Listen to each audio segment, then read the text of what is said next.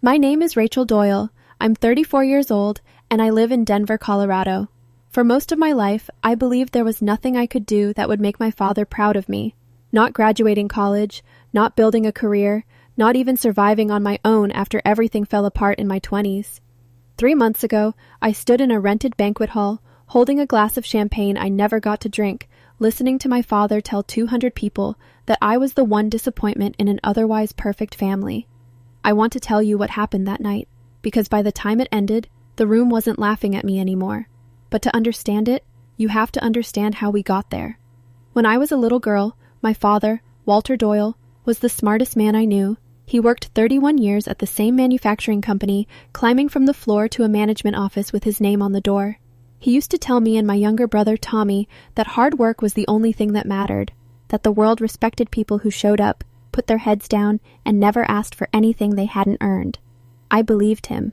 I still do, honestly. The problem was, Dad had a very narrow idea of what earning it looked like.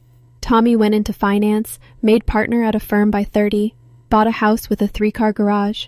In my father's eyes, Tommy was the proof that his philosophy worked. I didn't take the same path. I loved design. I studied it, struggled through freelance work for years, and eventually built a small but steady business helping local companies with branding. It wasn't flashy, it wasn't Tommy's world, but it was mine, and I was proud of it. My father was never proud of it, not once. At every family dinner, the pattern was the same. Tommy would mention a deal he'd closed, and Dad's whole face would light up. Then he'd turn to me and ask, in that flat, disappointed voice, "Any luck finding real work yet, Rachel?" I used to correct him. I'd explain that I had clients, contracts, a real business. He'd nod like he was humoring a child and change the subject. I told myself it didn't matter. I told myself I didn't need his approval to know my work had value. But I wish I noticed how much that comment cost me every single time. A little piece of me flinched every time he said it, and I just kept swallowing it down. The invitation to his retirement party came in April. 31 years at the company, and they were throwing him a proper send-off. A banquet hall, an open bar, co-workers going back decades, even a few executives from corporate flying in. Dad asked me to help organize part of it. I said yes immediately. I spent weeks coordinating the caterer, the photographer, the seating chart. I wanted that night to be perfect for him, even after everything. That's when everything changed. Not through some dramatic confrontation, but through something small. 2 days before the party, I overheard him on the phone with Tommy. "Your sister's handling the flowers and the seating," he said, laughing.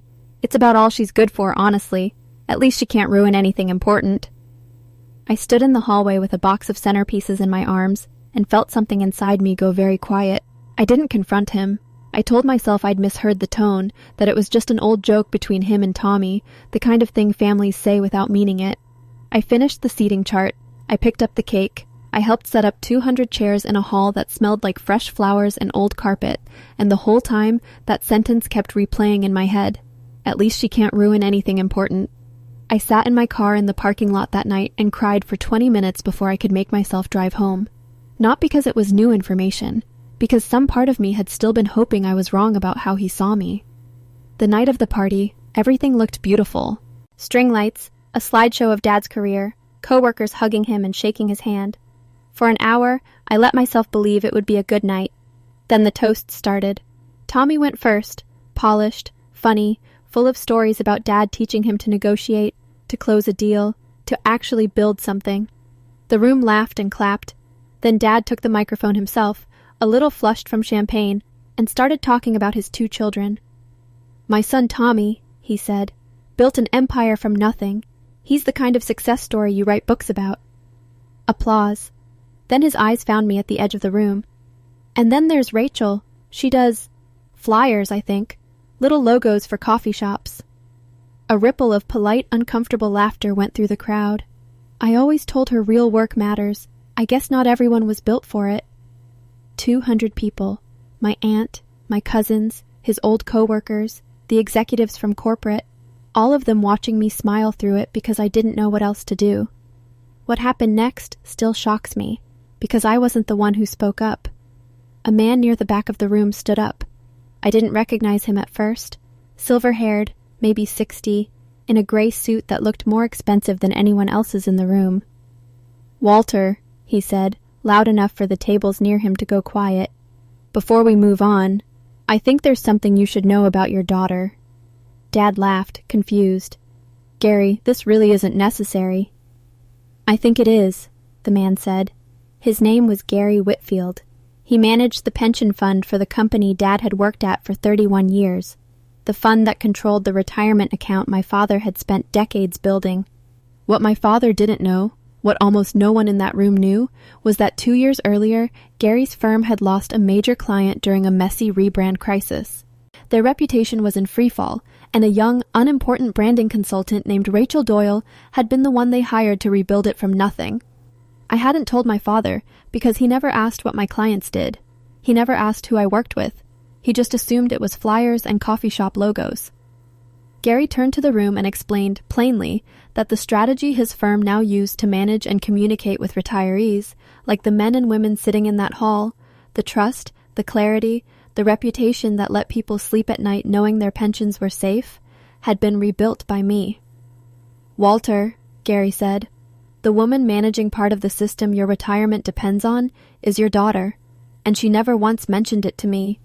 I only found out because I recognized her at the caterer's table an hour ago. The room went completely silent, then erupted into a different kind of noise. Whispers, a few gasps, someone near the front saying, "Wait, seriously?" My father's face went from confusion to something I had never seen on him before. Not anger, something closer to shame. I didn't gloat. I didn't stand up and give a speech. I just sat there, stunned, as 30 years of, "At least she can't ruin anything important," collapsed in front of 200 witnesses. Gary raised his glass toward me. "To the people who do the work quietly," he said, "and never ask for credit." That was the moment everything shifted.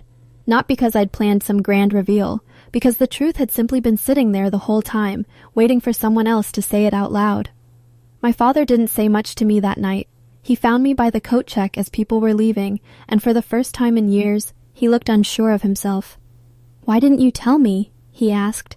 "Because you never asked," I said. "You just decided you already knew." He didn't have an answer for that. In the weeks after, something did change between us. Slowly, carefully. He started asking real questions about my work. He apologized once, quietly, in a way that wasn't dramatic but felt more honest than anything he'd said in years.